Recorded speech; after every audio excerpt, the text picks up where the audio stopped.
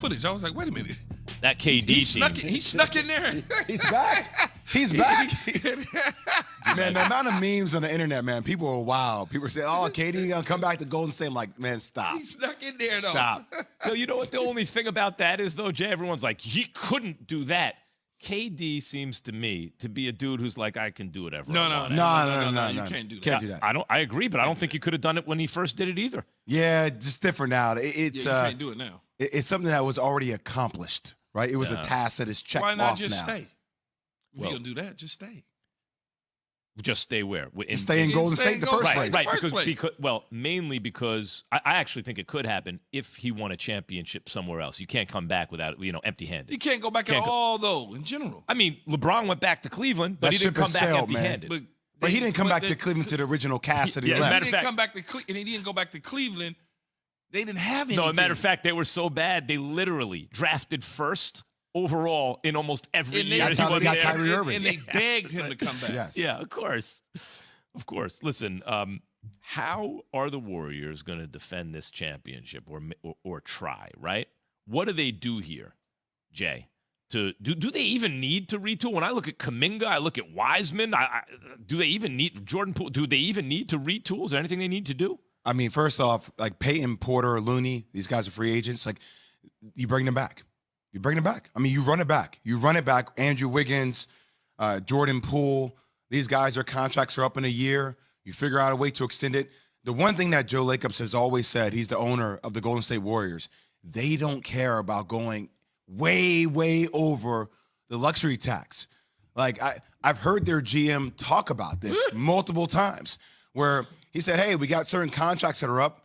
I went to Joe Lacob and said, okay, these guys are up. What do you want us to do? Do we want to retool? How do we want to fit into a budget? And they've been on the record stating, no, you run it back.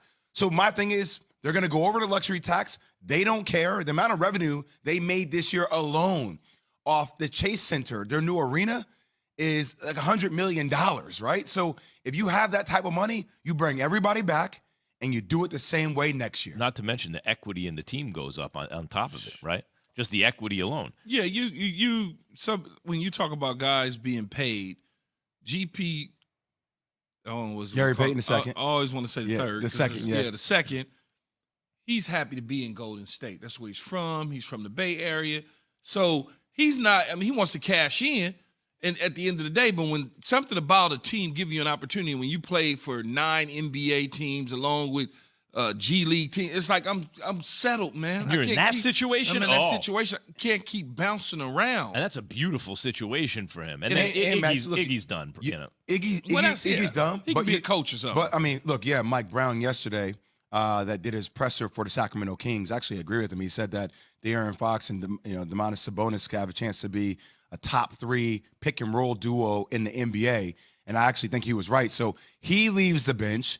I would take Iggy, transfer him to the bench because I think his role is imperative. You already saw him play that role this year in the way coach, he mentored, Andrew Wiggins, right? So you bring him to the bench as a coach. And now you bring back guys like Otto Porter, who's a legit defender. You bring guys back like Kevon Looney, who gave you pivotal moments of the playoffs. Like when he sat down Draymond Green, I think it was in Game 5, that was because Kevon Looney was playing his ass off. Yeah. He was playing extremely well, so he's giving you great minutes. So now, along with Gary Payton II, who applies great pressure on the ball, all the pieces are in place for Golden State to run it back. And as long as they got those 4 on the floor, they're fine. It's the 4 meaning Wiggins, Draymond, Steph, and Clay. They're good. But what's interesting to me about Otto Porter, and I'm not saying he's this kind of player, but the situation, the Warriors, and this is again credit to Steph, credit to Kerr, and Bob Myers, but especially Steph, that you have guys on other teams who are a little bit miscast. Remember when Porter got that big contract in Washington and they wanted him to be some kind of star, but he's just a good player in a certain role, right? So he gets a little bit miscast, but then on the Warriors, you're like, oh my God, perfect. It's almost like a luxury item. Iguodala wasn't just a luxury item. He was necessary for their success, but also like a little miscast as a 1, but perfect on the Warriors. They have this culture where they can absorb these players and put them in roles where it's almost like, damn, you got that guy doing that job? Oof, that's a lot. It was like the New England Patriots of old, where they could go get something that somebody thought wasn't good, and all of a sudden you sit there, you go, wait a minute, man, this was a Pro Bowler for them. You gotta know your personnel, and coaches in the organization in Golden State clearly know their personnel and what fits for what they want to do. Now here's 100%. something interesting. If you do happen to lose Kevon Looney, right, because free agent, he's probably going to demand a hefty salary. If that doesn't fit into, even though I don't think there'll be a problem with Golden State going way over the cap. Like they already have done it. But if you do happen to lose him, now you look at James Wiseman playing Summer League, you look at Kuminga, their roles expand, and then do you go to the free agent market and look at a guy like a JaVale McGee who has the experience that can come in and kind of teach the younger guys how to do it in spurts of minutes? Do you maybe look at a guy like a Mo Bamba who's out there, bring him potentially in? That may be a little bit extra, but I'm saying there are pieces that you can plug and play. You can play with that a little bit if you do happen to lose Kevon Looney. Yeah, that guy you could find.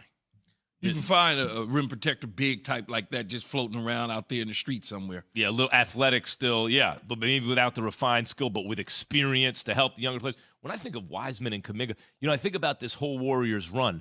The one thing they didn't really have were athletic, big-ish type guys with upside, right? Like when they had Bogut, but they didn't have those springy, long rim defender type guys they do now. I don't think that they fit what they do, though.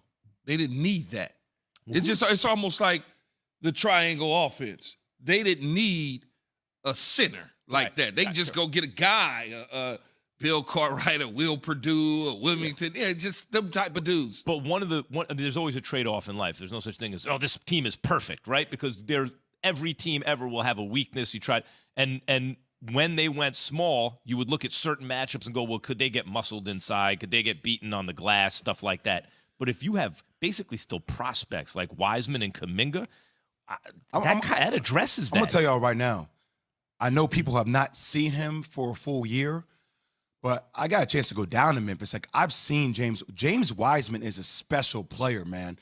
Like, there's a reason why Golden State got very lucky in getting him, considering they finished with the worst record in the NBA 2 years ago. His ability to spread the defense and knock down shots, his ability to rim protect is different, and his agility and his footwork in the paint fit perfectly with the style in which the Golden State Warriors play. Like, he is the perfect comp big for the kind of spread offense that Golden State runs. That's exactly what I'm saying. Like, they never had that guy, Key, because you can still play small ball, but with big guys if you can find them, right? How do you get a rim protector who can also shoot from distance? Because if you got that guy, you'd need the first pick in the draft to get. They had the first pick in the draft, right? They actually wound up with that guy. We don't know what it'll be yet, but potentially it's a lot. Oh, it's a game changer. I mean, like I said before, you have all the pieces in place. Some of these smaller things, Key, if they happen to go awry, like if you happen to lose Kevon Looney, you can plug and play other pieces in there to fit that role. What Gronk's retirement means for Tom Brady's chances at another Super Bowl. And someone who wants to see Brady win 10 Super Bowls. They want him to play till he's 60. What?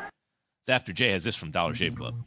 This is for you, Max. You ever have a shave so noticeably smooth that people want to touch it? Like when a friendly pat on the cheek turns into a full-on cheek rub? It's the kind of shave a Dollar Shave Club. I'm trying to rub my cheeks, Jay. So awkward.